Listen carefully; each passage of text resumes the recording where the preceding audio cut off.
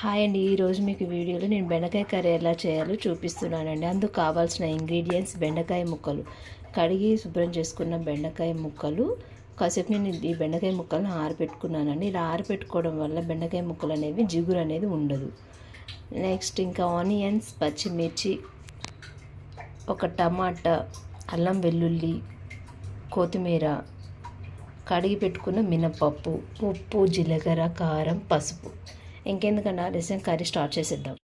చూసారు కదండి, ఒక బౌల్ తీసుకొని దాంట్లో ఒక 2 స్పూన్ల ఆయిల్ వేసానండి. ఆయిల్ వేడైన తర్వాత అందులో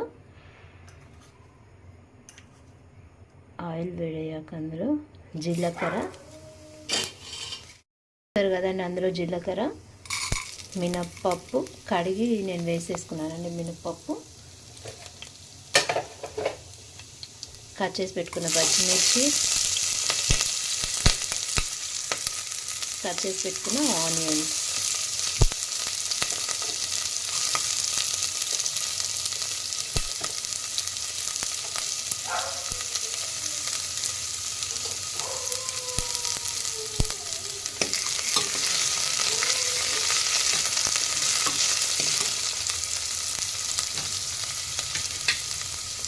ఆనియన్స్ అనేవి తొందరగా బ్రౌన్ షేడ్లో రావాలంటే కొంచెం సాల్ట్ వేస్తున్నానండి. నేను గల్లుప్పు యూజ్ చేస్తున్నానండి. ఇది యూజ్ చేయడం వల్ల మనకి హెల్త్ కదండి. ఆనియన్స్ బ్రౌన్ కలర్లో వచ్చాక దీంట్లో నేను కొంచెం అల్లం వేసానండి. అందులోనే బెండకాయ ముక్కలు వేస్తున్నాను.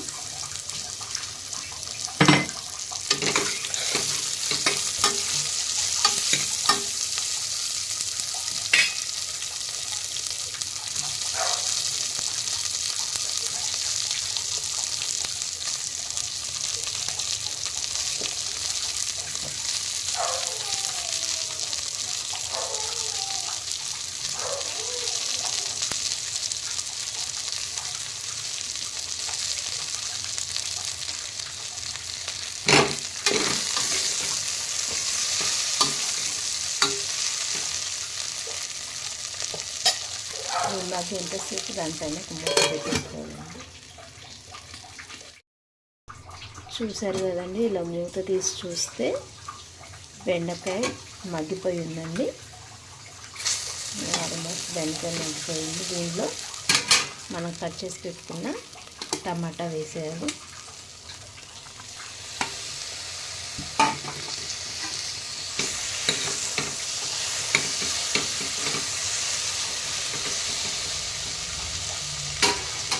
దీన్ని ఒక 5 మినిట్స్ పాటు ఫ్రై చేయాలండి. చూసారు కదండి, ఇలా మూత తీసి చూస్తే బెండకాయ టమాటా అంతా మగ్గిపోయిందండి. దీంట్లో 1 స్పూన్ పసుపు,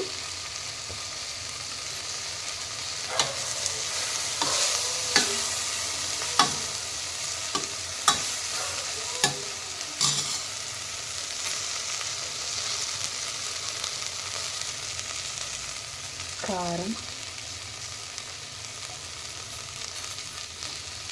ఉప్పు,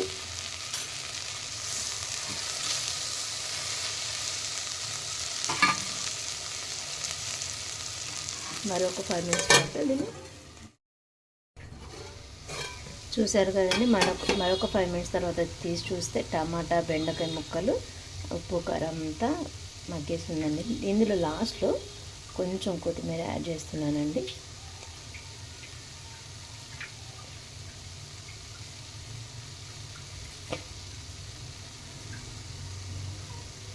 చూసారు కదండి, ఎంతో రుచికరమైన బెండకాయ టమాటా కర్రీ రెడీ అయిపోయింది.